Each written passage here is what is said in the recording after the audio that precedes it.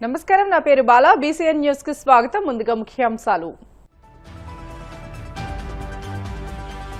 కలుగట్లో మీ భూమి మీ హక్కు కార్యక్రమంలో పాల్గొన్న చంద్రబాబు ప్రభుత్వ అభివృద్ధి అజెండా, రాయలసీమ ప్రగతికి సంబంధించిన ప్రణాళికలను వివరించిన సీఎం. క్రిమినల్ ఆలోచనలతో ఉన్న జగన్ పరామర్శలు చేస్తున్నారో ప్రదర్శనలు చేస్తున్నారో అర్థం కావడం లేదు. తీవ్ర స్థాయిలో ధ్వజమెత్తిన హోంమంత్రి అనిత. కాపులకు మేలు చేస్తారంటూ గతంలో వారి ఓట్లను దండుకున్న జగన్ నమ్మక ద్రోహానికి పాల్పడ్డారు. తీవ్ర స్థాయిలో విమర్శలు గుప్పించిన మంత్రి సవిత.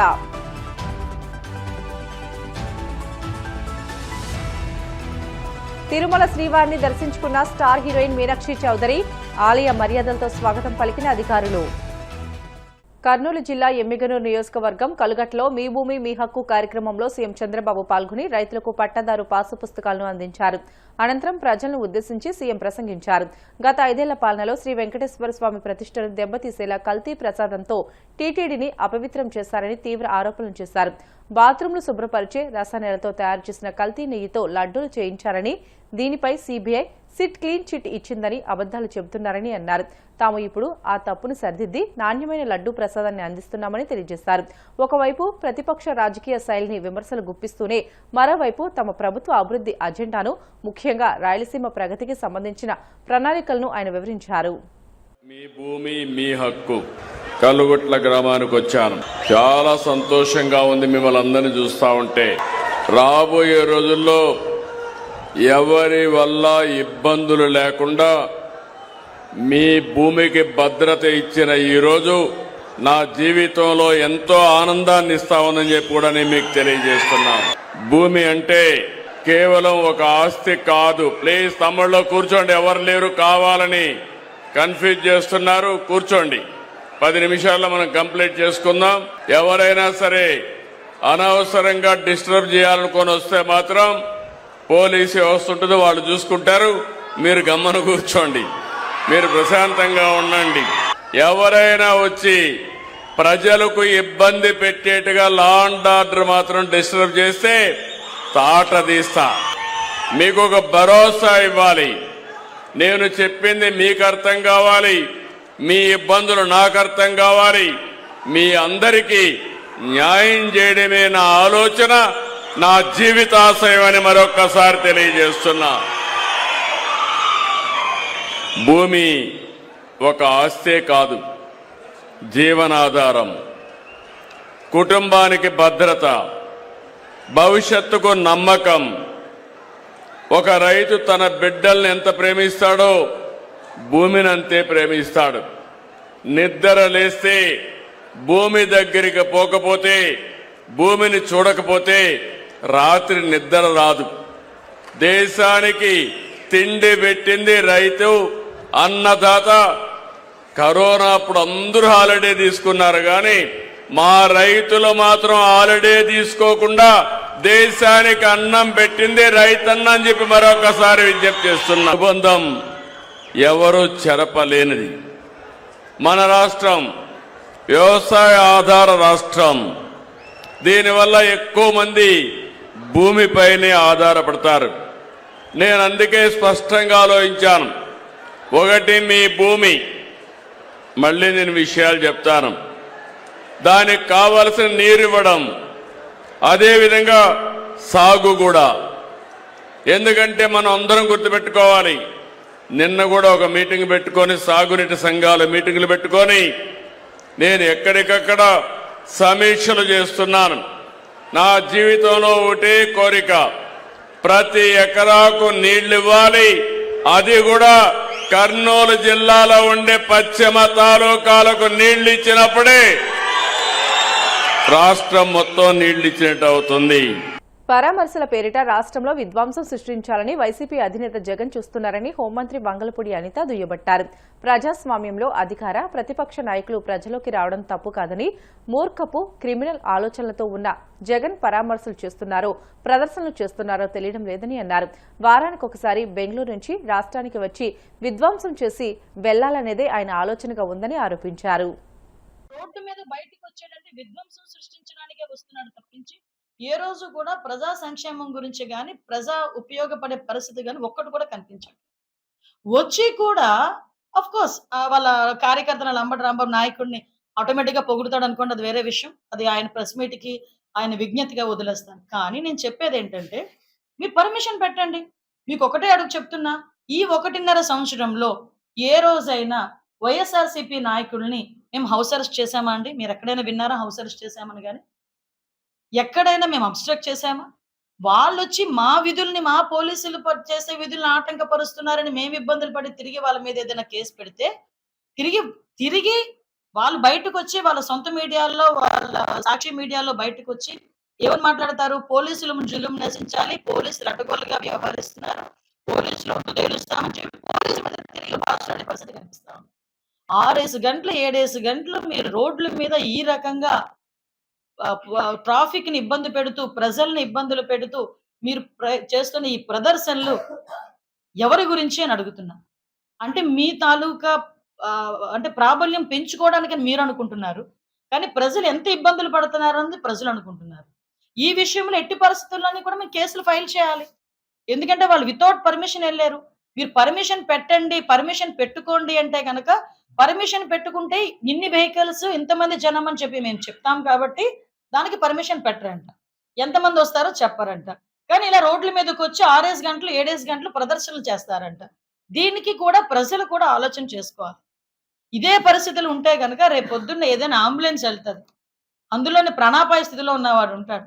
రేపు పొద్దున్న చిన్నపిల్లలు స్కూల్కి వెళ్ళే పరిస్థితిలో ఉంటారు. రేపు పొద్దున్న ఇది ఎగ్జామినేషన్స్ సంబంధించి ఎగ్జామ్స్ కూడా జరుగుతున్నాయి. ఎగ్జామినేషన్ టైం అయిపోయి ఎగ్జామ్ రాయలేని పరిస్థితుల్లో కొంతమంది విద్యార్థులు ఉంటారు.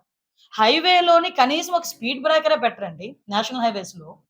అటువంటిది ఈ రోజు వీళ్ళు ఇంతమంది అంటే రకంగా చెప్పాలంటే ఒక రౌడీ మోకలు నేసుకొని కాన్వాయ్ కావాలని స్లోగా తీసుకెళ్తూ ఒక విధ్వంసాన్ని సృష్టించడానికి ట్రై చేస్తున్న జగన్మోహన్ రెడ్డి వంటి వాళ్ళ మీద ఎందుకు చర్యలు తీసుకోకూడదు అని నేను ఈరోజు ప్రజలను అడుగుతున్నాను. నేనేమంటానంటే దయచేసి ఏ రోజు కూడా కడుపు మండిందండి కార్యకర్తకి. మేము చాలా క్లారిటీగా ఉన్నాం. కార్యకర్తకి నిజంగా చాలా బాధ అనిపించింది. ఎందుకంటే గౌరవ చంద్రబాబు నాయుడు గారు లాంటి వ్యక్తి గురించి ఈ రోజు ఫస్ట్ టైం మాట్లాడింది కాదు ఆయన. ఇంతకు ముందు నుంచి కూడా ఎప్పుడు ఆయనకి నేను వెనకబడిపోతున్నాను జగన్మోహన్ రెడ్డి కళ్ళల్లోంచి అని అనుకున్నాడు అనుకోండి, ఈయన బయటకు వచ్చి నోటుకొచ్చినట్టు తిట్టు వెళ్ళిపోయాడు. 2019 ఎన్నికల ముందు కాపులను ఓటు బ్యాంక్గా జగన్ వాడుకున్నారని మంత్రి సవిత మండిపడ్డారు. కాకిలాగా ఊరూరు తిరుగుతూ కాపులకు మేలు చేస్తానంటూ వారి ఓట్లను దండుకుని నమ్మక ద్రోహానికి పాల్పడ్డారని విమర్శించారు. నా బీసీలంటూ బడుగు బలహీన వర్గాలను సైతం ఓటు బ్యాంకుగా వాడుకుని వారికి తీరని ద్రోహం చేస్తారని అన్నారు. అధికారంలోకి వచ్చిన తర్వాత ఎస్సీ ఎస్టీలపైన, కాపులపైన, బీసీలపైన తప్పుడు కేసులు బనాయించి వేధింపులకు పాల్పడ్డారని అన్నారు. అధికారం ఉందన్న అహంకారంతో తప్పు మీద తప్పులు చేసి ఇప్పుడు కేసులో ఇరుక్కున్నప్పుడు కులాల కార్డులు ఉపయోగిస్తున్నారని ఆగ్రహం వ్యక్తం చేశారు. జగన్మోహన్ రెడ్డి గారికి 5 ఏళ్లు ముఖ్యమంత్రిగా ఉన్నప్పుడు ప్రజలు గుర్తురాలా, బడుగు బలహీన వర్గాలు గుర్తుకురాలా, దోచుకోవడం, దాచుకోవడం. మరి మనం చూసాం కలియుగ వెంకటేశ్వర స్వామి ప్రసాదాన్ని కూడా మీరు కల్తీ చేసి మరి దోచుకోవడం మొదలుపెట్టారు.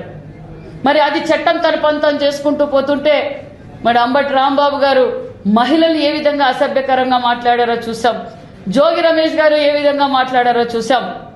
మీరు కూడా మాట్లాడింది చూసాం, మీ నాయకులు మాట్లాడేది చూసాం. మీరు ప్రజల్ని రెచ్చగొడుతూ కార్యకర్తలను రెచ్చగొట్టాలనుకుంటున్నారు. ఈ రోజు మీ జోగి రమేష్ గారికి బీసీ కార్డు గుర్తొస్తుంది. బీసీల పైన దాడులు అంటున్నారు. ఎందుకు బీసీల పైన దాడులు చేస్తారు? చట్టం తన పొంతం చేసుకుంటూ పోతుంది. మేము దాడులు చేయాలా, మేము దౌర్జన్యాలు చేయాలంటే ఈ 18 నెలల్లో ఒక్కరు కూడా వైసీపీ నాయకులు బయటికి రాలేరు. మా చంద్రబాబు నాయుడు గారు మాకు నేర్పిన సంస్కారం ఇదన్న విషయం మీకు తెలియజేస్తున్నాం. మీరు అసెంబ్లీ సాక్షిగా భూమనమ్మని ఏ విధంగా అవమానపరిచారో చూసాం. ఆ రోజే మిమ్మల్ని మీరే జగన్మోహన్ రెడ్డి గారు మీరు ముఖ్యమంత్రిగా ఉన్నప్పుడు ఇది తప్పు అనింటే ఈ రోజు మీ నాయకులు ఇలా మాట్లాడరు. మీరు ప్రోత్సహించారు. ఈ రోజు బీసీ కార్డు వేసుకుంటున్నారు. బీసీల పైన హత్యలు ఎన్ని చేశారు, బీసీల పైన ఎన్ని అక్రమ కేసులు పెట్టారు. అదే జోగి రమేష్ గారు, అదే బీసీ నాయకులు మా బీసీల పైన ఎందుకు ఈ దాడులు, మా బీసీ బిడ్డలు ఎందుకు అన్యాయం చేస్తున్నావు, మరి బీసీ పిల్లలకి నిరుద్యోగం లేక, యువతలు ఉపాధి లేక ఎందుకు ఇబ్బంది పెడుతున్నావని మీరు ప్రశ్నించలేకపోయారు. ఇదే కాపు అదే జగన్మోహన్ రెడ్డి గారు 19 ఎన్నికల్లో కాకిలా కావు నా కాపులు అని చెప్పి కాపులతో ఓటేపించుకొని కాపుల ద్రోహి జగన్మోహన్ రెడ్డి గారు అనే విషయం తెలియజేస్తున్నాం.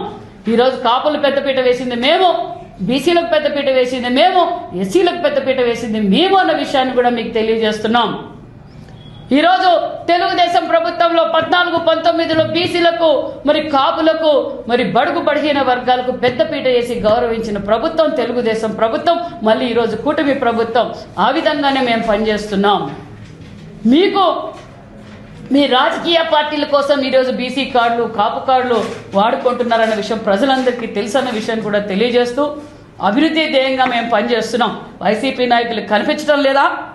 ఒక పక్క సూపర్ 6 పథకాలు, ఒక పక్క మొన్నటి రోజే మరి డిఎస్సి అమలు పరిచాం, మళ్ళీ దగ్గరలో అమలు పరుస్తున్నాం. రాష్ట్ర వ్యాప్తంగా అన్నా క్యాంటీన్లు వల్ల బడుగు బడిగిన వర్గాలు ఈరోజు 5 రూపాయలకి 3 పూట్ల 2 లక్షల మంది ఈరోజు రోజుకి 2 లక్షల మంది భోంచేస్తున్నారు. ఇరిగేషన్ ప్రాజెక్టులు చేస్తున్నాం, పరిశ్రమలు తీసుకొస్తున్నాం, ఎయిర్పోర్ట్ల నిర్మాణం జరుగుతుంది. మరి ఈ విధంగా ఒక పక్క పోలవరం, ఒక పక్క అమరావతి, ఒక పక్క అభివృద్ధి ధ్యేయంగా పనిచేస్తుంటే జగన్మోహన్ రెడ్డి గారికి అర్థం కాదా? ఈ 18 నెలల్లోనే ఈ రాష్ట్రం అభివృద్ధిలో పరుగులు పెడుతుందని తెలుసుకొని ఈరోజు తప్పుల మీద తప్పులు వాళ్ళు చేస్తూ మరి కల్తీ నెయ్యిని ఏ విధంగా అయితే సిబిఐ కావచ్చు, సిట్ కావచ్చు, మరి ఏ విధంగా అయితే ఒక్కొక్కటిగా బయటపడుతున్నాయి, దాన్ని డైవర్షన్ చేయడానికి రెచ్చగొట్టి వైసీపీ నాయకుల్ని, వైసీపీ కార్యకర్తల్ని రెపరాపాన్ని అడగండి, బూతులు మాట్లాడండి అని రెచ్చగొడుతున్నారు. ముఖ్యమంత్రి చంద్రబాబు పాలనలో నవ్యాంధ్రప్రదేశ్కు వేగంగా పునాదులు పడుతున్నాయని టీడీపీ పొలిట్ బ్యూరో సభ్యుడు రెడ్డప్పగారి శ్రీనివాసరెడ్డి పేర్కొన్నారు. కడపలో ఆయన మీడియా సమావేశంలో మాట్లాడుతూ గత 5 సంవత్సరాల జగన్ పాలనలో రాష్ట్రంలో విధ్వంసం జరిగితే చంద్రబాబు పాలనలో దేశ విదేశాల నుంచి లక్షల కోట్ల పెట్టుబడులను ఆకర్షిస్తూ వేగంగా అభివృద్ధి వైపు అడుగులు పడుతున్నాయని కొనియాడారు. గత జగన్ విధ్వంస పాలనను చూసి విసిగెత్తిన ప్రజలు వైసీపీని 11 సీట్లకే పరిమితం చేశారని విమర్శించారు. అయినప్పటికీ వైసీపీ ఆ పార్టీ అధినేత జగన్లో ఎటువంటి మార్పు రాలేదని దుయ్యబట్టారు. ఏదైతే శ్రీకృష్ణుడు భగవద్గీతలో చెప్పాడో విధ్వంసమే నవనిర్మాణానికి పునాదులని, ఈరోజు గత 5 సంవత్సరాల్లో జగన్మోహన్ రెడ్డి గారు చేసిన విధ్వంసం తర్వాత నవ్యాంధ్రప్రదేశ్కు పునాదులు పడుతున్నాయి. చంద్రబాబు నాయుడు గారి పరిపాలనా దక్షతతో, అదేవిధంగా రాష్ట్రానికి దేశంలోనే ప్రపంచ స్థాయి పెట్టుబడులు వచ్చే విధానంలో 25% పెట్టుబడులు వచ్చే దాంట్లో నారా లోకేష్ గారి కృషి, ఈ రెండిట్లో కూడా నవ్యాంధ్రప్రదేశ్ నిర్మాణానికి పునాదులు పడుతున్న సమయంలో వైఎస్ఆర్ కాంగ్రెస్ పార్టీ వాళ్ళు ఎక్కడ చూసినా రాష్ట్రంలో ఒక అరాచకం సృష్టించడం, వాళ్ళే ప్రొవోకేట్ చేయడం, ప్రజలను రెచ్చగొట్టడం, తెలుగుదేశం పార్టీ శ్రేణులు దౌర్జన్యం చేశారని చెప్పి ప్రజల్లోకి ఒక దుష్ప్రచారాన్ని తీసుకుపోయే పనిలో పట్టుకున్నారు. మన అంబటి రాంబాబు విషయంలో ఉద్దేశపూర్వకంగా ఆయన చేసిన వ్యాఖ్యలు తెలుగుదేశం పార్టీ శ్రేణులను రెచ్చగొట్టబడ్డాయని చెప్పి స్పష్టంగా చెప్పగలుగుతాం. ఆయన ఉద్దేశపూర్వకంగానే రెచ్చగొట్టి తన మీద దాడి చేయించుకొని ప్రభుత్వాన్ని దుష్ప్రచారం చేసి ప్రభుత్వం మీద దుమ్మెత్తిపోసే ప్రయత్నం చేశారు. ఎన్ని ప్రజలు గమనిస్తూ ఉన్నారు వైఎస్ఆర్ కాంగ్రెస్ పార్టీ ఏ విధంగా ప్రవర్తిస్తూ ఉంది. జగన్మోహన్ రెడ్డి గారి పర్యటనలు చూస్తున్నాం. పరామర్శకు పోయేటప్పుడు 500 కార్లు మందులు మొబిలైజ్ చేసుకొని పోవాల్సిన అవసరం లేదు. ప్రశాంతంగా పోయి నీ బాధ్యతలను పరామర్శించిరా. దానికి ప్రజల్ని ఇబ్బంది పెట్టడం ఎందుకు? ట్రాఫిక్ ఇబ్బందులు పెట్టడం ఎందుకు? ప్రభుత్వాన్ని ఇబ్బంది పెట్టడం ఎందుకు? పోలీసులు వాళ్ళ డ్యూటీ వాళ్ళు చేస్తూ ఉంటే వాళ్ళ మీద విరుచుకుపడడం ఎందుకు? ఇవన్నీ ఒక ఉద్దేశపూర్వక కుట్రగా జరుగుతూ ఉంది రాష్ట్రం మీద. అది 5 ఏళ్ళు మీకు అధికారం ఇచ్చారు, మీరేం చేశారో ప్రజలు చూశారు. మళ్ళీ కళ్ళు పూసుకొని తెరిస్తే మళ్ళా 3 ఏళ్ళు అయిపోతుంది, ఇప్పుడు 2 ఏళ్ళు అయిపోయింది, మళ్ళీ మేము వస్తాం, పోలీసుల కథ చెప్తాం, మీ కథ చెప్తామని మాట్లాడుతూ ఉంటాడు. నిన్న పోతిరెడ్డిపాడుకు పోయినారు రాయలసీమ నాయకులంతా. మీరందరూ పోవాల్సింది పోతిరెడ్డిపాడుకు కాదు, జగన్మోహన్ రెడ్డి గారు ముఖ్యమంత్రి అయిన తర్వాత శాంక్షన్ చేసిన రాయలసీమ లిఫ్ట్ ఇరిగేషన్ ప్రాజెక్టు ఆయన హయాంలో అధికారం లేకొచ్చిన 5-6 నెలల్లోనే జీవోలు ఇచ్చి మొదలుపెట్టాడు. 4-5 సంవత్సరాల కాలం ఇస్తే దాన్ని ఎందుకు పూర్తి చేయలేకపోయినారని చెప్పి రాయలసీమ వైఎస్ఆర్ కాంగ్రెస్ పార్టీ వాళ్ళు జగన్మోహన్ రెడ్డి గారిని అడగండి, మీ మాజీ ముఖ్యమంత్రి గారిని అడగండి. అడగాల్సింది మమ్మల్ని కాదు. మీరు తలపెట్టిన ప్రాజెక్టులు 5 సంవత్సరాలు సంపూర్ణ అధికారం ఇస్తే పూర్తి చేయలేక మీరు ఫెయిల్యూర్ అయినారు. ఈరోజు పోతిరెడ్డిపాడు దగ్గరికి పోయి డ్రామాలు ఆడుతూ ఉన్నారు, నీళ్ళ డ్రామాలు, ప్రాంతీయ విద్వేషాలు, తెలంగాణకు ఆంధ్రాకు ముడిపెట్టడం, కృష్ణా జలాల వాటాలో వాళ్ళు ఎక్కువ తీసుకుపోతున్నారని మాట్లాడడం, ఆంధ్ర పట్టించుకోలేదని మాట్లాడడం. ఈరోజు ఒకసారి చూస్తే రాయలసీమలో ఉన్న రిజర్వాయర్లన్నీ కూడా పూర్తిగా నిండి రైతులకు నీళ్ళు ఇచ్చే పరిస్థితిలో ప్రభుత్వం సిద్ధంగా ఉంది. బిడ్డల షార్ట్ బ్రేక్ తీసుకుందాం. Stay with us.